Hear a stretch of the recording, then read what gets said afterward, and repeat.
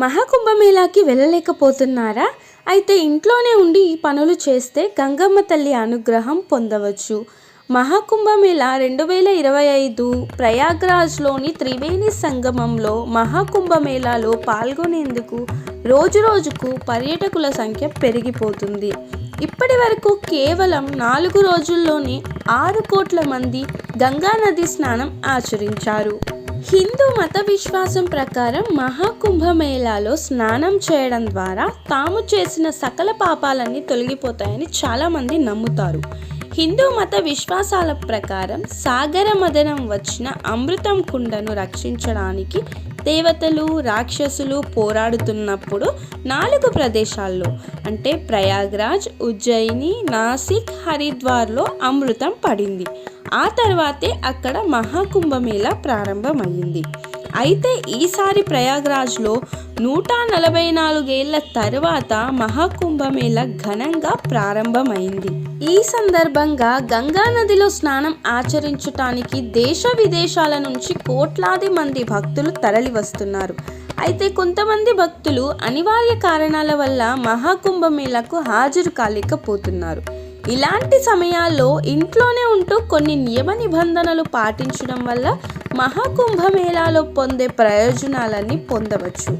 ఈ సందర్భంగా ఇంట్లో ఉంటూ మహాకుంభ రాజస్నానం చేసిన పుణ్యాన్ని ఎలా పొందాలి, గంగమ్మ తల్లిని ఎలా ప్రసన్నం చేసుకోవాలనే ఆసక్తికరమైన విషయాలు ఈ వీడియోలో మీకు చెప్తాను.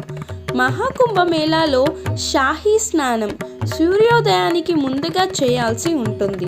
మీరు పవిత్రమైన నది లేదా సరస్సు దగ్గర నివసించకపోతే మీరు స్నానం చేసే నీటిలో గంగా జలాన్ని కలపండి. స్నానం చేసేటప్పుడు గంగాదేవిని స్మరించుకోండి. హరిహరి గంగే హరిహరి గంగే అనే మంత్రాన్ని జపించాలి. ఇలా చేయడం వల్ల మీకు శుభ ఫలితాలు వస్తాయి. కుంభమేళాలో 5 సార్లు నదిలో స్నానం చేయాలనే సాంప్రదాయం ఉంటుంది. మీరు ఇంట్లో రెగ్యులర్గా స్నానం చేసేటప్పుడు సోపు, షాంపూ, ఇతర కెమికల్స్ని వాడుతూ ఉంటారు. అయితే గంగమ్మ తల్లిని స్మరించుకునే సమయంలో సబ్బు లేదా ఇతర కెమికల్స్ని వాడకండి. కేవలం స్వచ్ఛమైన నీటితో స్నానం చేయండి. సూర్యుడికి, తులసికి నీరు సమర్పించాలి. మీరు ఇంట్లో స్నానం పూర్తి చేసిన తర్వాత సూర్య భగవానునికి అర్ఘ్యం సమర్పించాలి.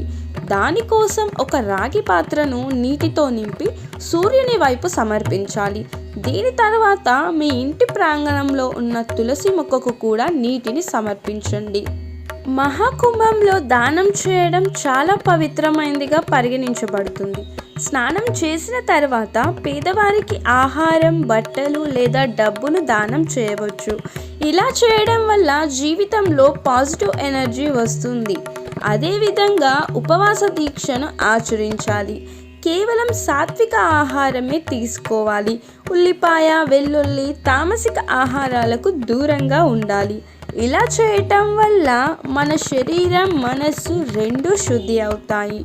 ఇక్కడ నేను చెప్పిన ఈ భక్తి విషయాలు, పరిహారాలు మత విశ్వాసాలపై ఆధారపడి ఉన్నాయి. ఇవి కేవలం ఊహల ఆధారంగా తెలుసుకోబడి చెప్పినవి. దీనికి సంబంధించి ఎలాంటి శాస్త్రీయ ఆధారాలైతే లేవు. ఈ వీడియో నచ్చినట్టయితే ప్లీజ్ లైక్ చేసి, షేర్ చేసి, కామెంట్ చేయండి. సబ్స్క్రైబ్ చేసుకోవడం మాత్రం మర్చిపోవద్దు.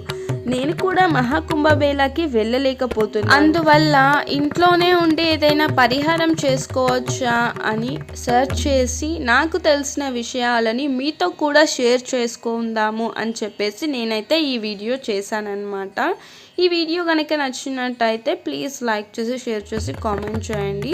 సబ్స్క్రైబ్ చేసుకోవడం మాత్రం మర్చిపోవద్దు. ఈ కుంభమేళా వచ్చేసి 144 సంవత్సరాలకి ఒకసారి వస్తుంది అని అయితే చెప్పారనమాట. ఈ మహాకుంభమేళా 45 రోజుల పాటు కొనసాగుతుంది అని అయితే అన్నారు. సో ఇంకెవరైనా వెళ్ళాలనుకుంటే మాత్రం ఖచ్చితంగా వెళ్ళిరండి. ఎందుకంటే మన జీవితంలో మళ్ళీ ఈ మహాకుంభమేళాని చూడలేమన్నమాట. సో వెళ్ళాలనుకున్న వాళ్ళు, వీలైన వాళ్ళైతే ఖచ్చితంగా ఈ కుంభమేళాకి అయితే వెళ్ళేసి రండి. ఇంకా వెళ్ళలేని వాళ్ళు, నాకైతే తెలిసినంత వరకు ఈ పరిహారాలు అయితే నేను సెర్చ్ చేసి తెలుసుకున్నాను. ఈ పరిహారాలు అయితే నేను ఇంట్లో చేసుకోవాలి అనుకుంటున్నాను. మీరు కూడా చేసుకోవాలి అనుకున్న వాళ్ళు చేసుకోండి. ఇన్ కేస్ మీకే తెలిసిన వాళ్ళు ఎవరైనా అక్కడ మహాకుంభమేళాకి వెళ్ళి వచ్చినట్టయితే వారితో గంగాజలం అనేది తెప్పించుకోండి. Thanks for watching this video.